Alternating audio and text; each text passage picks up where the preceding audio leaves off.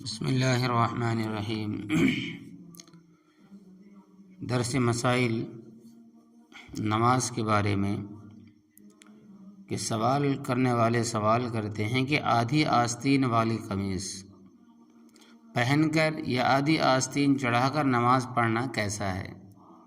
تو جواب یہ ہے کہ دیکھیں کہ آدھی آستین والی قمیص پہن کر یا آدھی آستین چڑھا کر نماز پڑھنا مکروہ ہے۔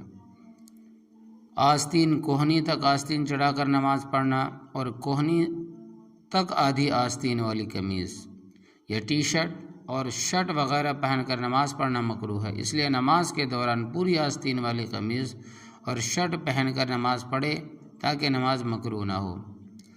اگر وضو کرتے وقت آستین چڑھائی ہوئی تھی اور جماعت میں شرکت کرنے کے لیے جلدی میں آستین چڑھی ہوئی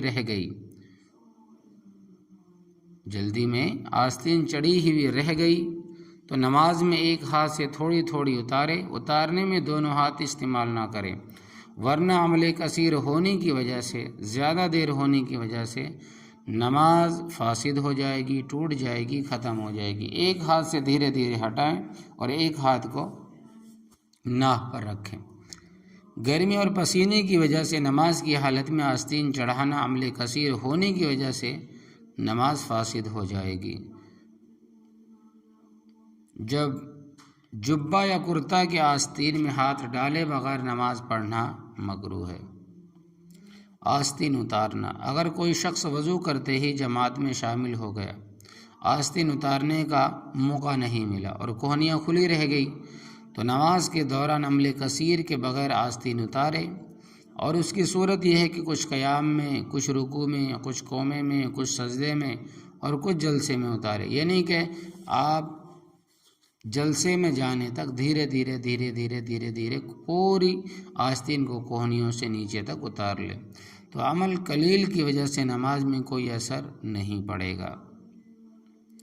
آسٹریلیا کے ماہر کا مشورہ ہے کہ ایک پاکستانی دل کے مرض میں مبتلا، علاج کراتے آخرکار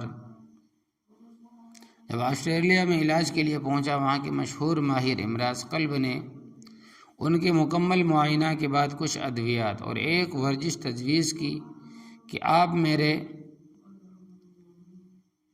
فیزیو وارڈ میں ورزش میری نگرانی میں 8 دن کریں۔ اسے جب ورزش کرائی گئی تو مکمل خشوع و خضوع اور تسلی والی نماز ہی تھی۔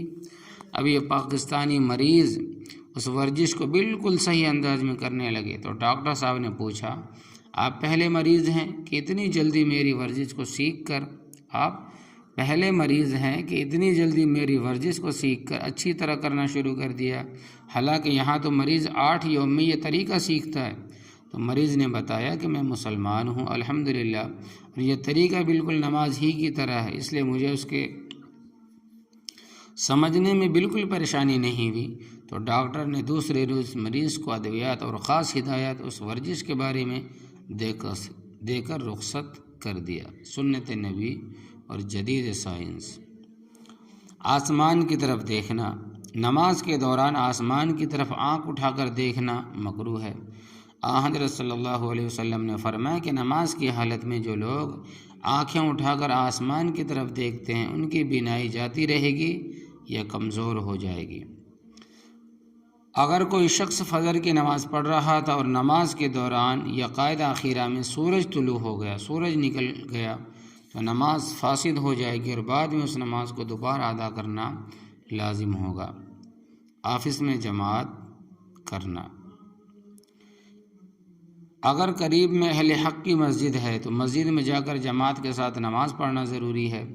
مسجد کی جماعت کو چھوڑ کر آفس میں، گھر میں پڑھنا یا جماعت کرنا سنت کے خلاف ہے اور مسجد چھوڑنے کا گناہ بھی الگ ہے۔ آگ پر پانی ڈالو، حضرت ابن مسعود رضی اللہ تعالیٰ عنہ سے نقل کی ہے کہ نبی کریم صلی اللہ علیہ وسلم نے ارشاد فرمایا کہ جب نماز کا وقت آتا ہے تو اللہ رب العزت ایک فرشتہ سے اعلان کراتے ہیں، اے لوگو اٹھو اور جو آگ تم نے گناہوں کی جلائی ہے اس پر پانی ڈالو اور اس کو بجھاؤ۔ تو نمازی اٹھ کر وضو کرتے ہیں اور نماز پڑھتے ہیں، اس کے لیے گناہوں کی بخشش ہو جاتی اور بے نمازی جیسے تھے ویسے ہی رہ جاتے ہیں۔